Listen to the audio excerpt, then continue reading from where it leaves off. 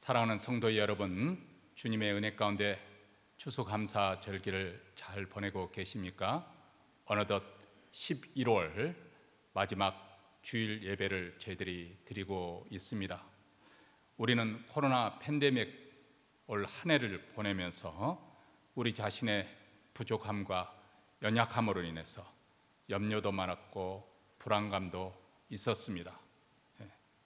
우리 자신에 대한 실망과 또 좌절감도 겪었습니다. 그럼에도 우리가 여기까지 무사히 올 수 있게 된 것은 온전히 우리 하나님의 은혜가 있었기 때문이라고 생각합니다. 우리가 부족한 만큼 또 연약한 만큼 채워주시는 하나님의 은혜가 있었습니다. 우리 하나님은 그때그때마다 우리의 필요를 보시고 또 공급해 주시며 또 붙잡아 주시고 또 채워 주십니다. 우리의 일상적인 필요를 위해서 하나님께서는 일상적인 은혜를 부어 주시죠. 또 갑작스러운 필요를 위해서도 갑작스러운 은혜를 부어 주십니다. 또 우리에게 필요한 엄청난 필요를 위해서는 엄청난 은혜를 하나님께서는 부어 주십니다.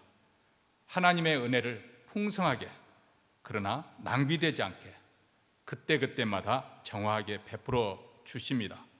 그래서 비록 내 능력이 약하지만은 그 은혜 때문에 오히려 우리는 강해질 수가 있었고 또 온전할 수 있었습니다.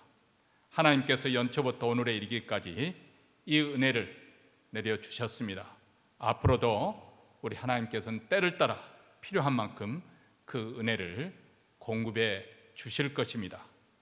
그런데 여기서 우리가 한 가지 명심해야 될 것은 우리 자신도 항상 하나님의 은혜 안에 머물기에 힘써야 된다는 것입니다. 온전히 하나님을 신뢰하고 의지하는 그런 신앙생활이 되어져야 할 것입니다. 그리하면 내 은혜가 내게 족하다. 이는 내 능력이 약한 데서 온전하여짐이다. 이 주님의 말씀대로 우리에게 그대로 이루어질 줄로 믿습니다. 주일 예배는 온라인과 아울러서 또 교회 주차장에서 드라이브인 예배로 이렇게 드리고 있습니다. 드라이브인 예배는 오전 9시 30분과 11시에 두 차례 드리고 있는데요. 11시에 드리는 예배는 우리 영어부와 또 주일학교 학생들, 부모들 함께 그래서 영어와 한어로 병행해서 예배를 드리게 됩니다. 청소년 모임은 금요일 오후 6시 그리고 주일 오후 3시에 줌 온라인으로 이루어지고 있습니다. 참고하시기 바랍니다. 이제 사도신경으로 우리의 신앙을 고백함으로 주일 예배 하나님 앞에 드리겠습니다. 전능하사 천지를 만드신 하나님 아버지를 내가 믿사오며 그의 아들 우리 주 예수 그리스도를 믿사오니 이는 성령으로 잉태하사 동정녀 마리아에게 나시고 본디오 빌라도에게 고난을 받으사 십자가에 못 박혀 죽으시고 장사한 지 사흘 만에 죽은 자 가운데서 다시 살아나시며 하늘에 오르사 전능하신 하나님 우편에 앉아 계시다가 저리로서 산 자와 죽은 자를 심판으로 오시리라. 성령을 믿사오며 거룩한 공예와 성도가 서로 교통하는 것과 죄를 사하여 주시는 것과 몸이 다시 사는 것과 영원히 사는 것을 믿사옵나이다. 아멘. 찬송가 528장 주여 나의 병든 몸을 이 찬양을 할 때 지금 코로나 바이러스로 병상에 있는 분들을 우리가 생각하면서 또 이 시간 우리 교육 가운데에서는 병원에 입원해 계신 분들도 계시고 또 병석에 누워 계신 여러 권사님들이 계십니다. 우리 교우들을 생각하면서 또 이 방송을 보면서 몸이 아프신 분들, 질병이 있는 분들은 우리 가슴에 손을 얹고 우리 주님의 치유의 손길을 기다리는 마음으로 우리 함께 찬양을 하겠습니다.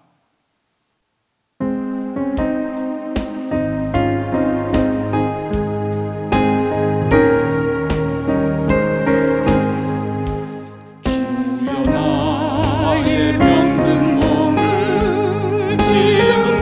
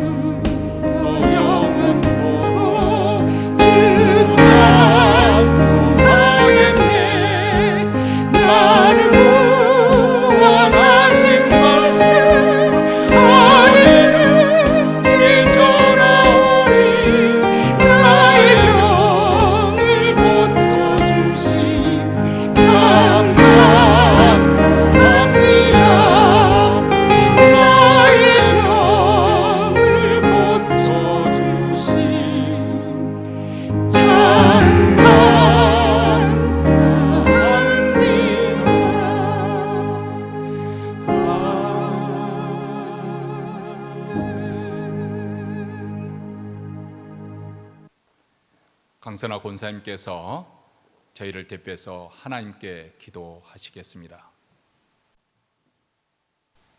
안식일을 정하여 지키게 하신 하나님, 안식일을 거룩한 모임이라 이름하였사오니 앞만 보고 달리던 엿새 동안의 다른 박질을 멈추고 일곱째 날 하나님과 거룩한 만남을 갖기 위해 모였사오니 각자가 중심이 되어 사느라 뒷전이던 하나님을 다시금 중심에 모시는 날로 삼기 원합니다.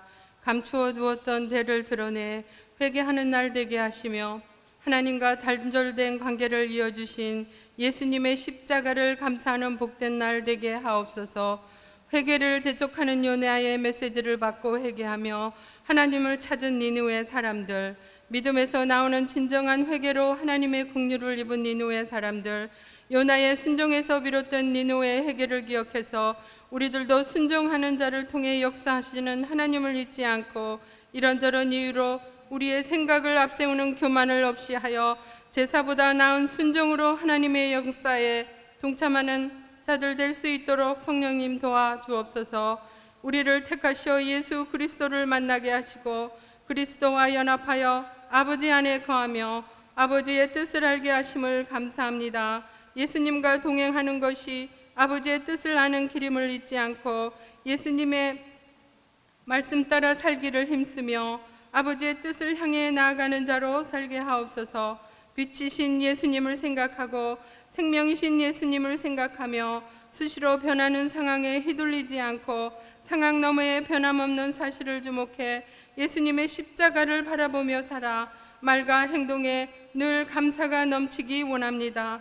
죽기까지 우리를 사랑하신 예수님으로부터 소망의 빛을 보게 하셔서 생명의 힘을 얻어 어지러운 세상과 싸워 승리하게 하옵소서.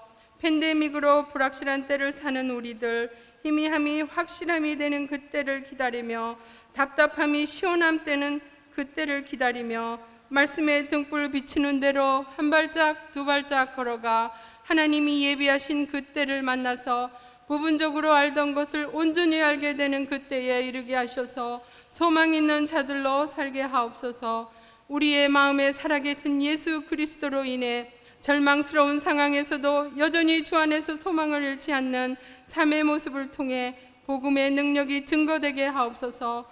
약속하신 것을 변함없이 지키시는 하나님 아버지를 온전히 의지해 영원하신 말씀을 따라 살아 영원히 지킴받으며 우리의 생각을 따라 살며 우왕좌왕하지 않고 말씀을 따라 살며 바른 길 가게 하셔서 순종하는 주에게 주시는 평안과 기쁨을 사모하는 자들로 살고 하옵소서.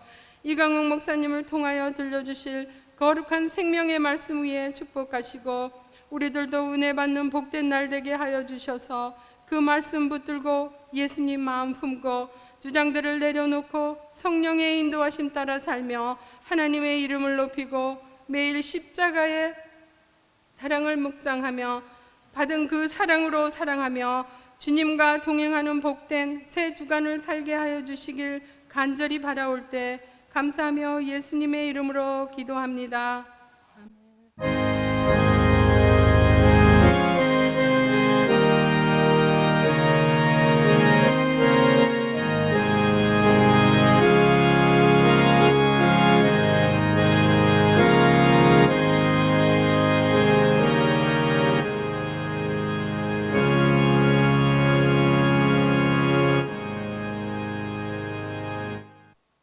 오늘 우리에게 주신 하나님 말씀은 출애굽기 15장 22절로부터 27절 말씀, 우리 다 같이 한 목소리로 읽겠습니다. 모세가 홍해에서 이스라엘을 인도하매 그들이 나와서 수르 광야에 들어가서 거기서 사흘 길을 행하였으나 물을 얻지 못하고 마라에 이르렀더니 그곳 물이 써서 마시지 못하겠으므로 그 이름을 마라라 하였더라. 백성이 모세를 대하여 원망하여 가로되 우리가 무엇을 마실까 하며 모세가 여호와께 부르짖었더니 여호와께서 그에게 한 나무를 지시하시니 그가 물을 던지매 물이 달아졌더라. 거기서 여호와께서 그들을 위하여 법도와 율례를 정하시고 그들을 시험하실세 가라사대 너희가 너희 하나님 나 여호와의 말을 청종하고 나의 보기에 의를 행하며 내 계명의 귀를 기울이며 내 모든 규례를 지키면 내가 애굽 사람에게 내린 모든 질병의 하나도 너희에게 내리지 아니하리니 나는 너희를 치료하는 여호와임이니라. 그들이 엘림에 이르니 거기 물샘 12과 정녀 70주가 있는지라. 거기서 그들이 그 물 곁에 장막을 치니라. 아멘. 지금 코로나 바이러스가 급격하게 확산되고 있어서 확진자 수가 많이 늘고 있습니다. 올겨울 우리 모두 안전하게 건강하게 보내기 위해서는 방역 수칙에 철저하게 우리가 준수를 해야 되겠습니다. 이런 팬데믹 현상은 우리 시대에만 존재하는 것은 아닙니다. 드문 경우이기는 하였지만은 과거 역사에서도 이 전염병이 도는 그런 때, 그래서 이 전염병으로 인해서 많은 사람이 죽었습니다. 6세기에 일어난 전염병은 그 당시 세계 인구의 절반이나 줄게 만들었다고 합니다. 또 14세기에는 유럽에 흑사병이 돌았었는데 7,500만 명에서 거의 2억 명의 사람을 죽음에 이르게 했다고 추론하고 있습니다. 20세기에 들어와서도 전염병이 돌았었습니다. 그것은 단 2년 안에 세계 인구의 5%를 사망케 하는 무서운 전염병이었죠. 그것은 바로 1918년과 19년에 횡행했던 스페인 독감이었습니다. 이 스페인 독감은 당시 한국에도 740만 명이 감염이 되었고 그 중에서 14만 명이 희생되었다고 그렇게 알려지고 있습니다. 물론 오늘날에는 예전과 달리 위생시설이 많이 좋아졌고 또 의료 기술과 과학이 크게 발전돼서 예전처럼 크게 그렇게 희생자를 내지 않고 있지만 그래도 여전히 우리 건강과 우리 생명에 대해서 대단히 위협적이고 그리고 우리의 일상생활과 또 우리 사회에 아주 큰 변화를 불러오고 있습니다. 우리 인류가 협력해서 환경오염과 그리고 생태계 파괴를 막지 않는다고 한다면 앞으로도 이런 전염병이 언제고 다시 발병하게 될 것이고 앞으로 더 빈번하게 일어나게 될 것이다. 이렇게 전문가들은 예고를 하고 있습니다. 우리가 이런 시대에 살고 있는데 그렇다면 우리 그리스도인들은 어떻게 이런 시대에 살아가야 하는 것인지 우리는 다시 성경으로 돌아가서 깊이 숙고하고 사색을 해야 될 걸로 생각합니다. 우리 그리스도인들은 코로나 팬데믹 상황에서 어떻게 살아야 될 것인가? 어떤 자세로 우리 인생길을 우리가 가야 할 것인가? 이전에 그런 이와 같이 전염병이 돌았던 그 시대 살았던 우리 신앙의 선배들은 이런 일이 일어났을 때 어떻게 맞이했던가 우리는 참고 삼아서 배울 것을 우리는 찾아보아야 되겠습니다. 흑사병이 창궐해서 많은 사람들이 죽어가던 15세기 종교 개혁자였던 루터는 성도들에게 이렇게 권면을 하고 있는데 오늘날 우리에게도 아주 잘 적용될 수 있는 그런 말이라고 생각이 되어집니다. 하나님의 작정된 뜻 안에서 악한 자는 마귀를 말하겠죠. 독과 치명적인 병을 퍼뜨렸다. 그러므로 나는 하나님께 자비를 베푸셔서 우리를 지켜달라고 기도할 것이다. 그리고 나는 소독하여 공기를 정화시킬 것이고 약을 지어 먹을 것이다. 내가 꼭 가야 할 장소나 꼭 만나야 할 사람이 아니라면 피하여 나와 이웃 간의 감염을 예방할 것이다. 혹시라도 나의 무지와 태만으로 이웃이 죽임을 당하게 해서는 안 되기 때문이다. 만일 하나님이 나를 데려가기 원하시면 나는 당연히 죽게 되겠지만 적어도 내가 내 자신의 죽음이나 이웃의 죽음에 대한 책임을 져야 할 일은 없을 것이다. 그러나 만일 이웃이 나를 필요로 한다면 나는 누구든지 어디든지 마다하지 않고 달려갈 것이다. 이것이 그 무서운 흑사병이 돌고 있는 시대에 살던 루터의 삶을 살고자 하는 그 삶의 자세였습니다.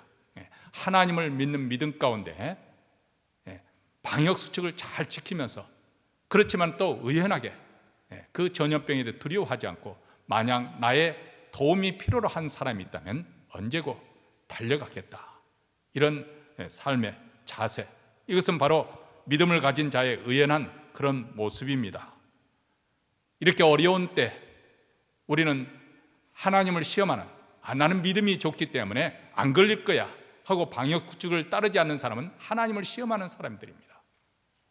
반면에 우리가 방역수칙을 잘 지키면은 그 코로나부터 우리가 잘 보호를 받을 수 있음에도 불구하고 나의 도움이 필요하는 공경에 빠진 사람들이 있는데 그 코로나 바이러스로 인해서 두려워서 전전긍긍해서 돕지 않는다고 한다면 그것 또한 우리 믿는 자의 갈 길이 아닌 것입니다.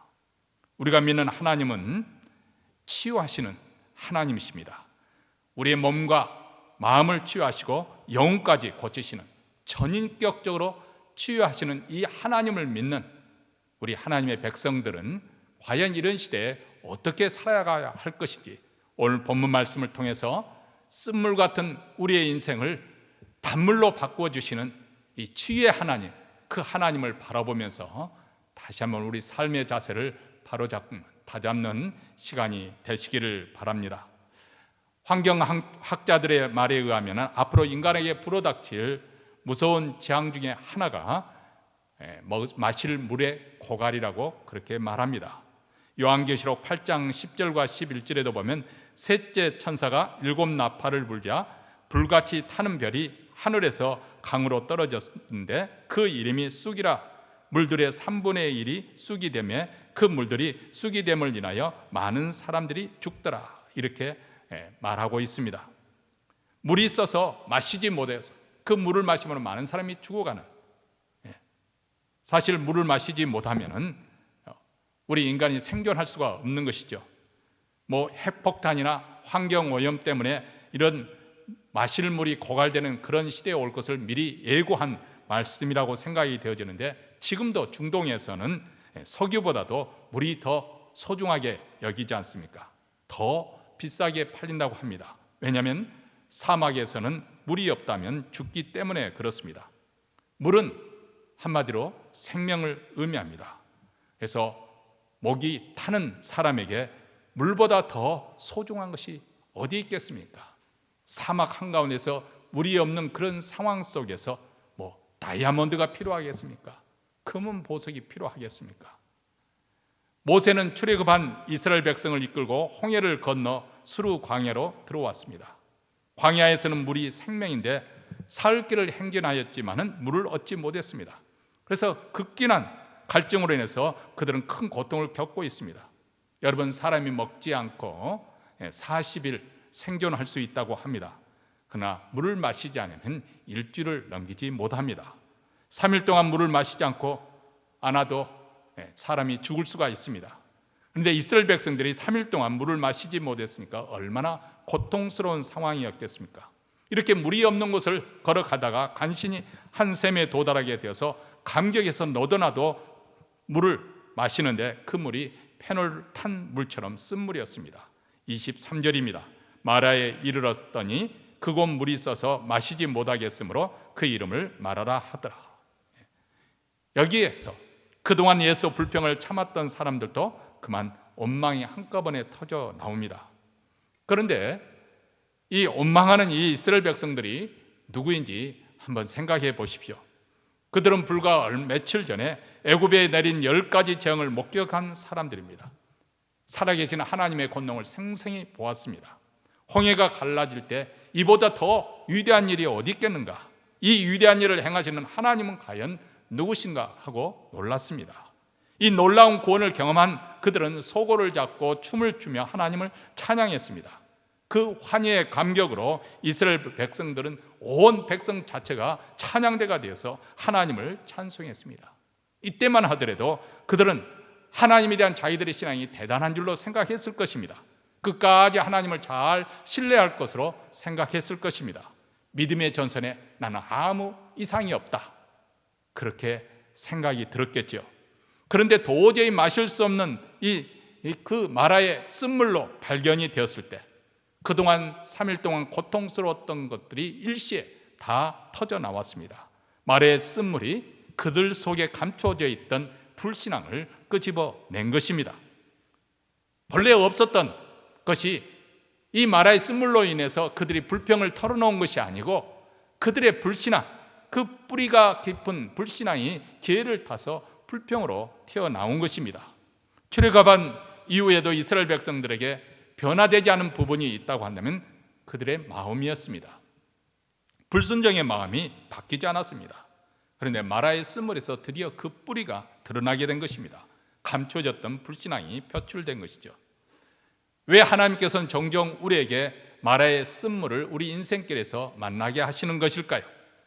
그 이유를 생각해 보신 적이 있습니까? 여러분이 살아오면서 마라의 쓴물을 만났던 적은 언제였습니까? 그리고 그때 이에 대한 여러분의 반응은 무엇이었습니까? 사실 이 마라의 쓴물을 통해서 하나님께서는 우리의 불신앙을 드러내게 하려는 것이 아닐까요? 그래서 이 뿌리 깊은 병을 치료하시려는 것이 아닐까요? 병을 드러내지 않냐면 우리는 병을 고칠 수가 없습니다. 그래서 다른 것은 몰라도 병 자랑은 하라고 그렇게 말하지 않습니까? 드러내야 그 병을 고칠 수 있는 것이죠. 치료하시는 하나님을 드러내야 만날 수가 있는 것입니다. 나는 너희를 치료하는 여호와임이니라. 이스라엘을 마라의 쓴물에 이끌어 오신 것은 바로 그들의 그 쓴물, 그것들을 치료하기 위함입니다. 그들은 출애굽함으로써 마침내 노예 생활에서 해방이 되었습니다. 자유인이 되었습니다. 그런데 오랜 세월 동안 노예 생활을 인해서 그들의 정신은 노예 정신으로 찌들어 있었던 것이죠. 노예 근성의 그 특징이 있습니다. 대개의 경우에 자기만 안다는 거예요. 자기 생명만 소중하고 자기 가족만 중요한, 자기만 알서. 그래서 자원해서 누구를 돕는다든지 또 자원해서 하나님을 섬긴다는 것을 모릅니다. 은혜를 갚을 줄을 모르는 것이죠. 감사할 줄 모르고 늘 불평이 많습니다. 홍해를 건너게 하시고 불기둥 구름기둥으로 인도해 주니 하나님의 놀라운 은혜를 체험하고서도 그들은 바로 돌아서면 하나님을 의심하고 불신합니다. 그래서 광야에서 조금만 어려움에 부딪혀도 그들은 원망하면서 야, 우리 다시 챙겨서 애굽으로 돌아가자, 이렇게 외칩니다.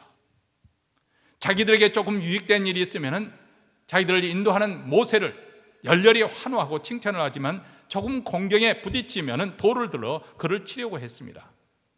하늘로부터 만나가 내리니까 감사하다고 했던 그들이 돌아서면서 우리 고기도 있었으면 좋겠다, 고기 없음으로 인해서 불평을 했습니다. 이런 모습은 하나님의 백성이 가져야 될 모습이 아닙니다. 비록 육신은 노예 생활에서 자유하게 됐지만 바로 그 정신에 있어서는 노예 정신을 가지고 있었습니다. 그래서 감사치도 아니하고 의심하고 원망불평하기를 도하고 돌아서면 배신하고 인내하지 못하고 쉽게 포기를 합니다. 이것이 바로 오늘날로 말하면 영적으로 병든 사람의 모습이 아니겠습니까?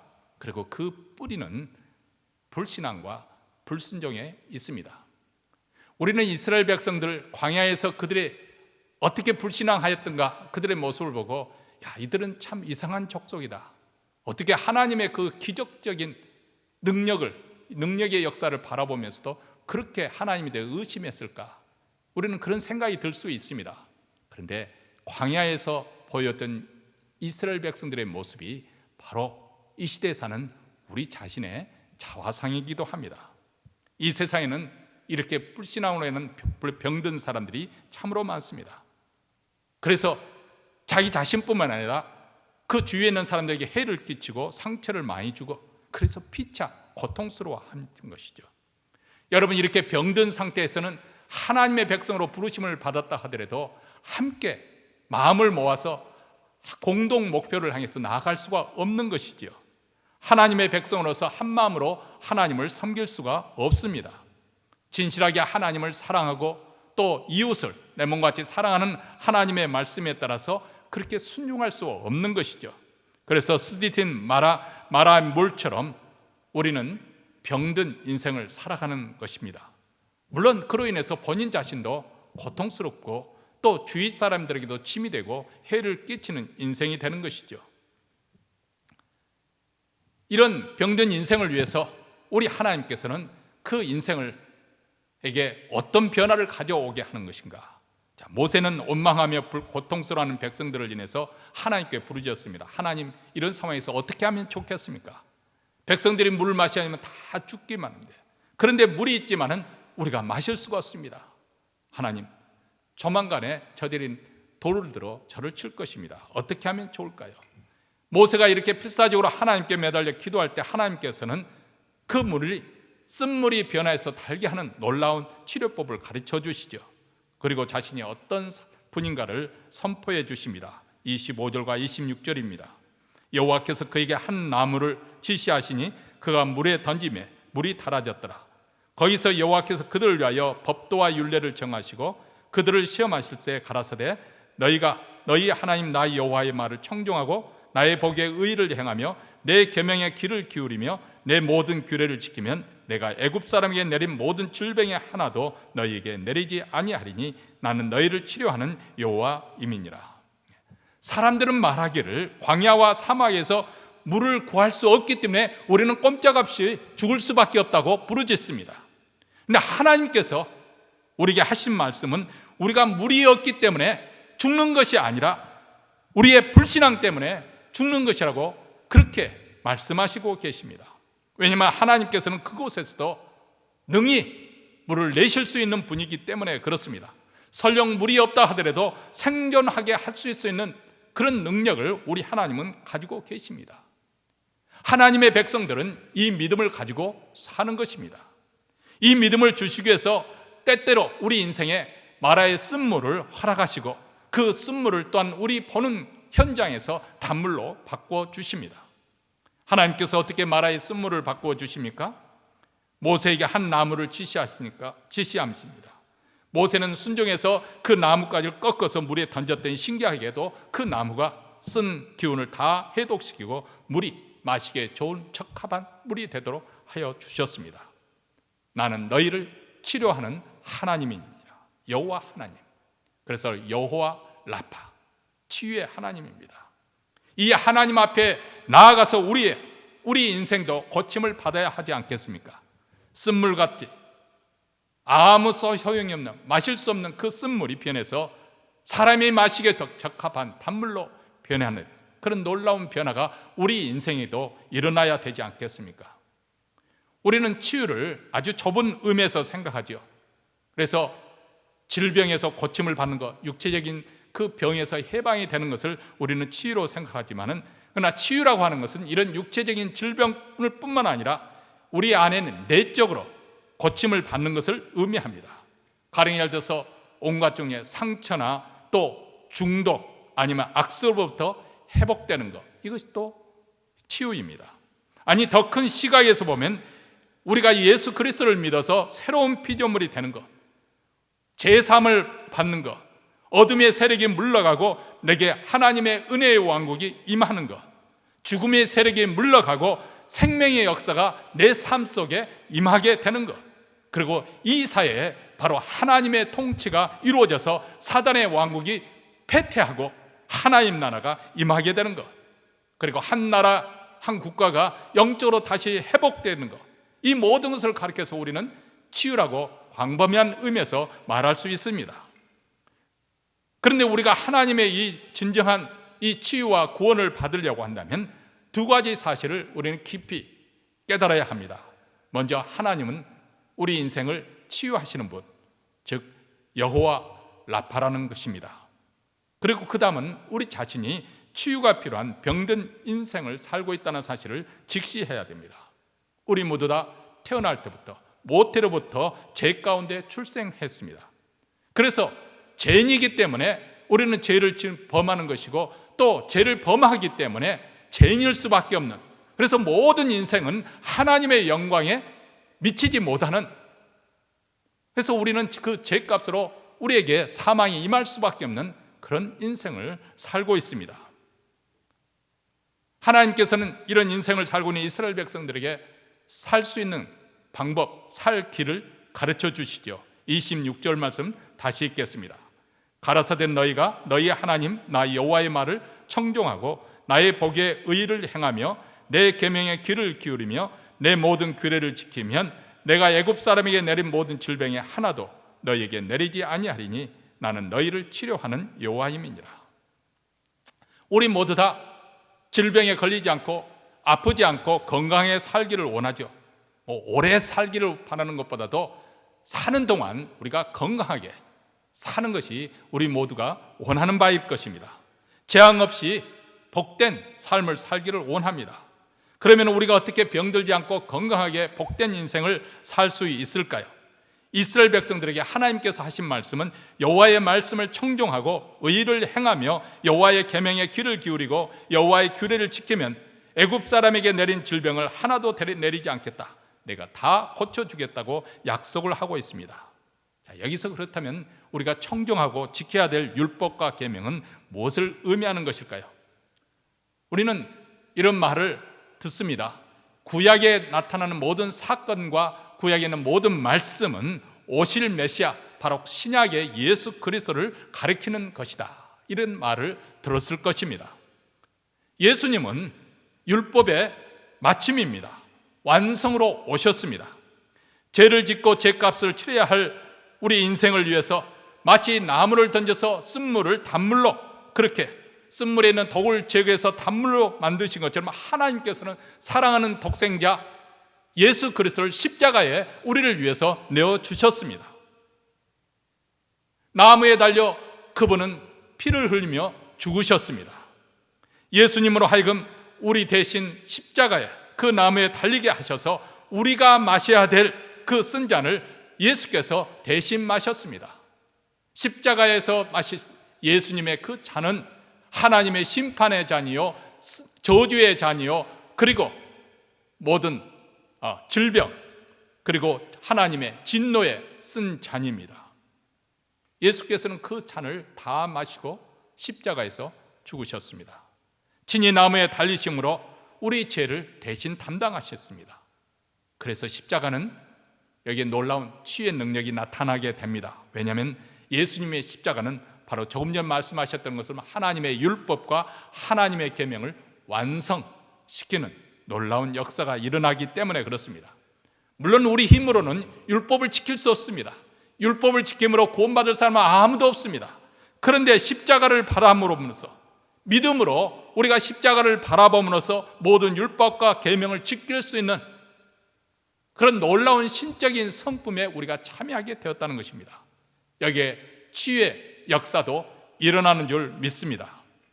우리가 복음서를 보면 예수님의 말씀을 듣고 순종하는 사람들마다 병이 치료되고 삶이 변화되는 역사가 일어난 것을 말씀해주고 있지 않습니까? 38년 된 불치의 중풍병자가 우리 주님의 말씀하시자 그 말씀에 순종하니까 그 자리에서 침상을 들고 걸어가지 않습니까? 한 손 마른 자도 손을 펴라고 하니까 그 말씀에 순종해서 손을 펴니까 그 손이 회복되었다. 성경은 우리에게 말씀합니다. 12해 동안 혈루증으로 고통을 당하고 있던 한 여인이 믿음으로 예수님의 옷자락을 만지자마자 즉시 그 혈루의 근원부터 마르는 놀라운 치유의 역사가 임한 사건을 기록하고 있습니다.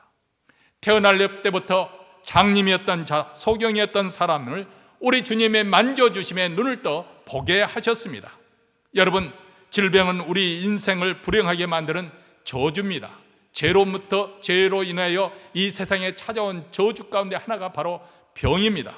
그런데 예수님께서 이렇게 치유의 역사를 일으켜 주십니다. 육체의 병만 고쳐주시는 것이 아니라 예수를 만나는 이마다 삶이 달라졌습니다. 단물 나는 그런 인생으로 변화가 되어졌습니다. 마치 가나 혼인잔치처럼 맹물에 불과했던 우리 인생, 아무 맛이 없었던 우리 인생이 예수님의 말씀에 순종해서 그 물을 떠서 갖다 줄 때에 아주 질 좋은 최상의 포도주로 변화되던 것처럼 아무 맛이 없었던, 살 소망이 없던 우리에게 예수께서 찾아오심으로 우리 인생에 놀라운 변화가 일어났습니다. 십자가에 달려 피 흘리신 예수 그리스도를 믿음으로 말미암아 사실 병의 근원인 죄까지 치유가 되어집니다. 그의 피의 능력이 얼마나 위대하였는지 한 강도는 십자가에서 예수 그리스도를 믿음으로 말미암아 즉시 그는 낙원에 이룰 수 있는 축복을 받았습니다. 여러분, 오늘 본 말씀 27절을 보시기 바랍니다. 열림에 이르면 물샘 12과 종려 70주가 있는지라, 이렇게 말합니다.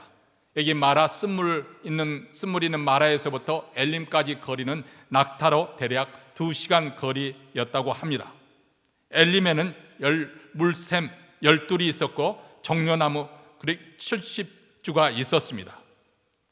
이스라엘 백성들은 언제 목말랐느냐 듯이 오아수의 그 물을 마음껏 마시고 즐겼습니다.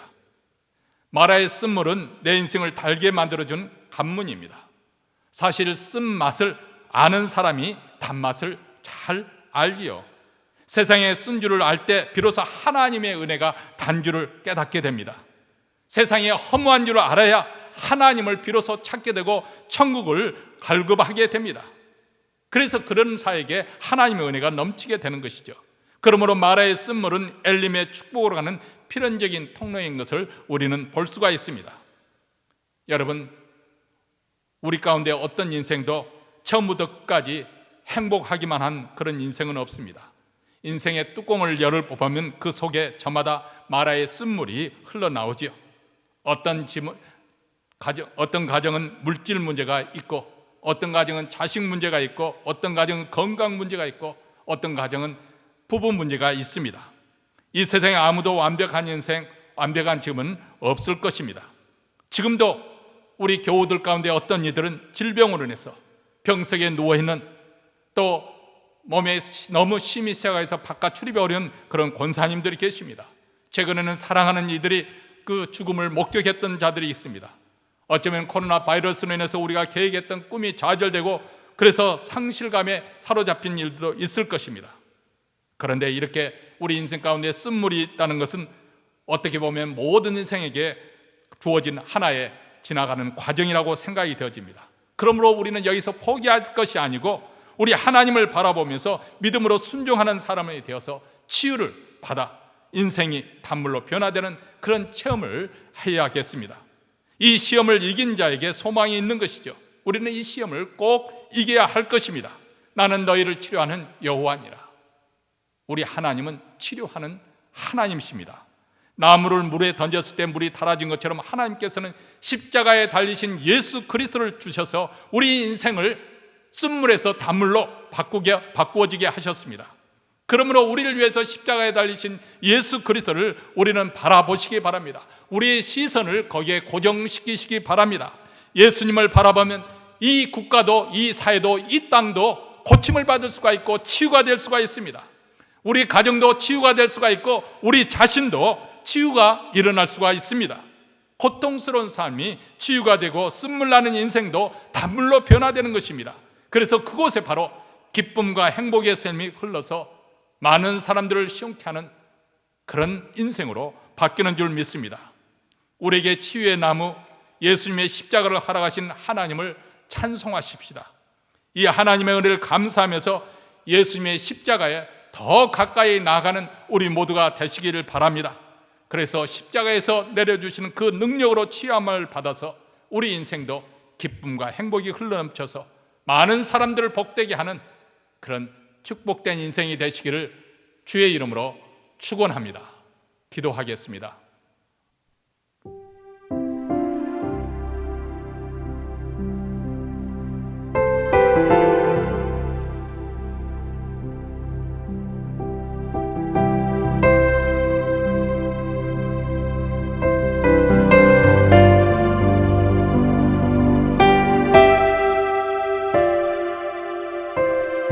하나님 아버지, 지금 코로나19로 인해서 많은 사람들이 마라의 쓴물 앞에 좌절하고 있고 상심해하고 있고 심지어는 건강과 생명의 위협을 받고 있습니다.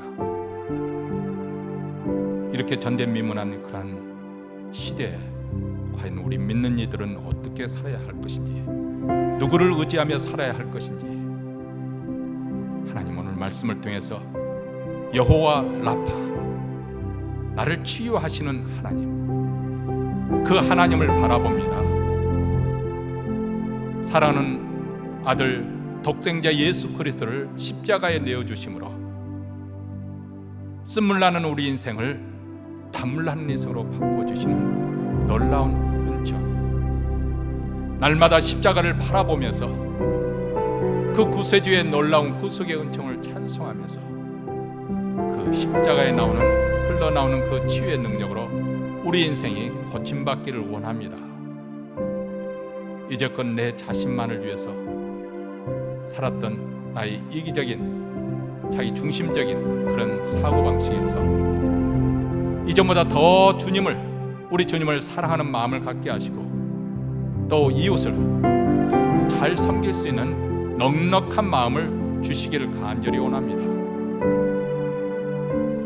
내 자신이라는 그 한계에 우리가 갇혀버리면 우리는 결국 죽을 수밖에 없지만은 무한하신 하나님을 의지하게 되면 하나님께서 흘러보내신 그 생명의 젖줄이 많은 사람들의 생명을 살리는 놀라운 역사가 일어나게 될 줄로 믿습니다. 바로 사랑하는 교회가 이런 교회가 되게 하여 주시고 사랑하는 성도들이 이런 그리스도인의 삶을 살 수 있도록 도와주시옵소서. 이제 예배의 순서에 따라 정성껏 준비한 예물을 가지고 하나님께 바쳐드립니다. 하나님, 너희는 먼저 그의 나라와 그의 의를 구하라. 그럼 이 모든 것을 다 하시겠다고 하신 주님의 약속에 따라 그 말씀을 믿고 의지하며 바쳐드립니다. 우리 가운데는 많은 사람들이 지금 현재 생계의 위협을 받고 있습니다. 하나님 아버지, 저들의 믿음대로 먹을 것과 입을 것과 누울 것을 가지고 걱정하지 않도록 책임져 주시고 오히려 우리 하나님께 새로운 길로, 형통한 길로 주께서 열어주시옵기를 간절히 합니다. 이 어려운 때 서로 도우며 서로 섬기며 잘 견디고 또 잘 이겨낼 수 있도록 우리 하나님 은혜 주시옵소서.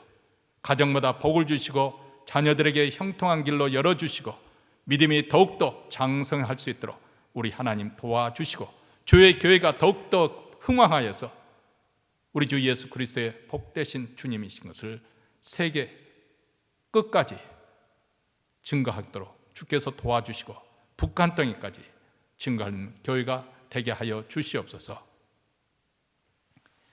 이제는 우리 구주 예수 그리스도의 은혜와 하나님 아버지의 무한하신 사랑과 성령의 교통하심이 나를 치유하시는 하나님, 이 치유의 하나님을 만나 우리의 인생이 마라의 쓴물에서 단물로 바뀌는 인생으로 많은 사람들에게 유익을 주는 복된 인생이 되기를 다짐하며 이 자리를 떠나는 사랑하는 주의 백성들 위해 그리고 교회 위에 영원토록 함께 있을지어다. 아멘.